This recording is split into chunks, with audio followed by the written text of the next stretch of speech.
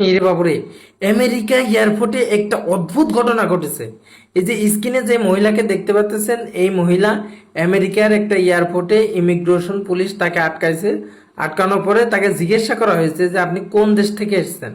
সে এমন একটা দেশের নাম বলেছে যে সে দেশের কোনো অস্তিত্বই এই পৃথিবীতে নেই। টরেনজো একটা দেশের নাম সে বলেছে, তার পাসপোর্টটাও দেখেছে আসলেই টরেনজোর পাসপোর্ট।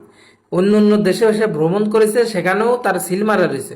অথচ যেসব দেশে ভ্রমণ করেছে সেই সব দেশগুলো এই পৃথিবীর মানচিত্রের মধ্যে নাই। আমেরিকার মতো একটা শক্তিশালী দেশ, সোশ্যাল মিডিয়া সোশ্যাল নেটওয়ার্কের এতটা শক্তিশালী দেশ, তারা এই পৃথিবীর পুরো মানচিত্র ঘেটেও এই দেশগুলোর সন্ধান মেলাতে পারে নাই। কি একটা অদ্ভুত ঘটনা। কেউ কেউ বলতেছে যে এই মহিলা নাকি ভিন গ্রহ থেকে এসেছে, ভিন্ন কোনো পৃথিবী থেকে আমাদের পৃথিবীতে চলে এসেছে। কতটা সত্য আসলে বিষয়টা জানা হচ্ছে না। মানে আমেরিকার চিন্তা করছেন একবার।